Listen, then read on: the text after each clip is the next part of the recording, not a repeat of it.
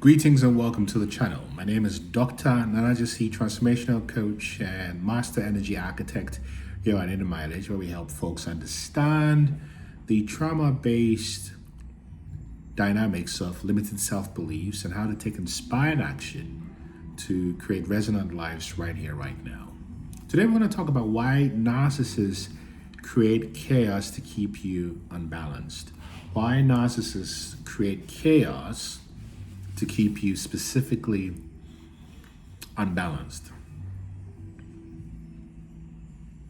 Today we're going to go in deep into why the chaos you thought was normal was actually a manufactured environment. It was largely created, engineered by narcissist systems or narcissistic people to keep you disoriented, to keep you reactive, and to keep you fragmented. If this resonates with you already, type transform in the comments or the chat. And that one word is a declaration of your awakening. So let's talk about this false normal. Chaos is control. You see, let's begin here knowing that you were conditioned into chaos. And in the book, The Body Keeps Score, the researcher Dr. Bessel van der Kolk, outlined how trauma rewired the nervous system to crave intensity, unpredictability, and even danger. And the brain, under sustained trauma, learns to normalize dysregulation. But what if this trauma wasn't accidental? What if it was systematically induced by narcissistic individuals, families, and institutions precisely to keep you unbalanced? You see, in Gnostic teachings, particularly those found in the Nag Hammadi, for example, archonic forces are described as lower entities that create false realities to trap divine beings into loops of fear, chaos, and distraction. Conversely, empaths, who are light carriers by nature, have historically been targeted by these false, distortive energies. And it's important to realize that narcissists embody this archetype in human form, this archonic energy. And even according to narcissistic researcher Dr. Sam Vaknin, narcissists often create shared psychosis in intimate systems, and they destabilize your sense of truth by manufacturing conflict, emotional whiplash, and inconsistent behaviors. And this keeps the empath trapped in a hypervigilant state where creativity dies, intuition numbs, and spiritual connection is severed. So, to go even further, in the Christian Bible, in 1 Corinthians 14, verse 33, it declares that for God is not the author of confusion, but of peace. So if confusion reigned in your homes, your jobs, your intimate relationships, you are not living in this divineness. You are surviving in a narcissistic, demonic stronghold. So the question is, why do empaths then crave peace? Why are you here? You're largely here because you find noise intolerable.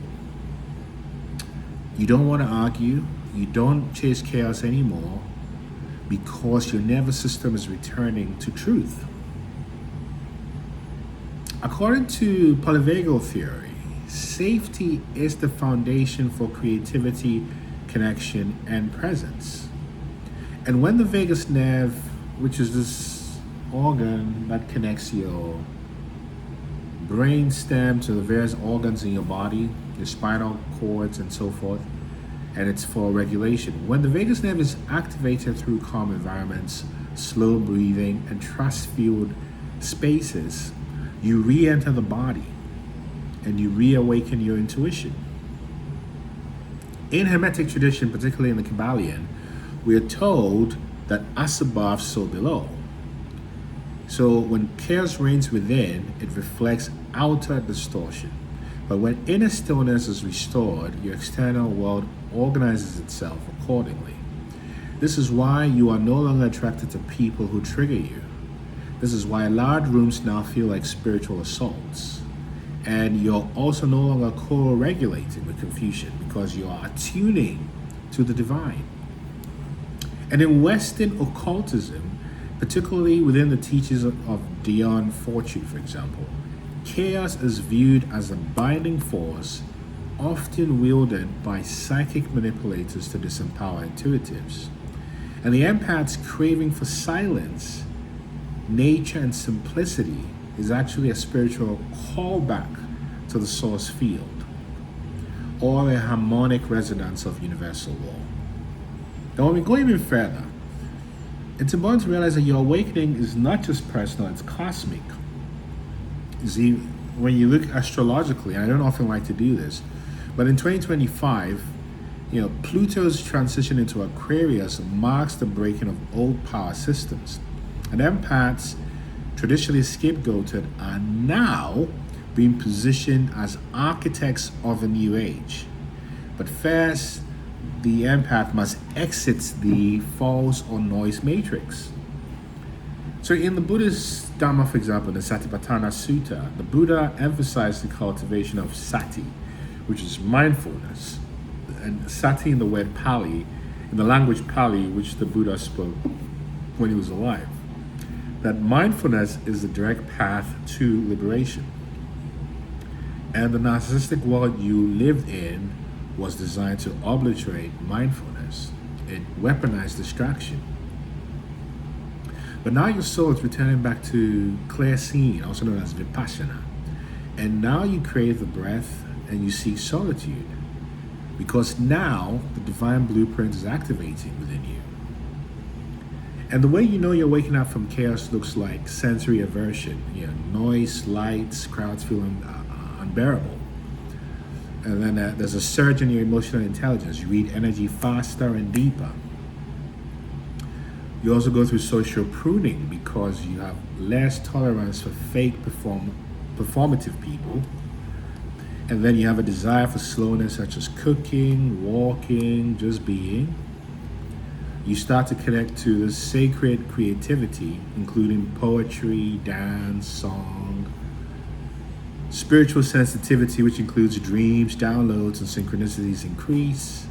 And as the veil lifts, you may cry over what you endured. This is not regression, this is resurrection. And you were never crazy. The narcissist's power was never truth, it was confusion. And the magic was in distortion. Your liberation is in presence. So your life felt chaotic because you lived and you were living in someone else's energetic script. Now you're rewriting your own soul contract. And in Islamic mysticism, particularly Sufism, Rumi often said, or is often quoted as saying, the wound is the place where the light enters you. So that wound was engineered, but is now your portal. You see, research from Harvard shows that contemplative exercises and practices like meditation, even mindful walking, switch off the sympathetic nervous system and activate the parasympathetic nervous system, which is a relaxation response. What does this mean? Your peace is not lazy. Your peace is neurobiological power. If you look at an insight here from Dr. Joe Dispenza, what he often would say, or is often quoted as saying, is where you place your attention is where you place your energy. So when you move your attention away from chaos, the quantum field calibrates. This is not pseudoscience, this is physics. You're now collapsing new waveforms into being. And if any of this resonates with you, type transform in the comment section so we can reach out to help. But know that as an empath, you're not too sensitive.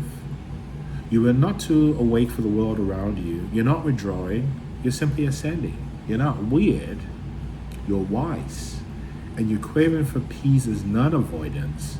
It is divine recalibration. So if this message resonates, write transform in the comment section right now.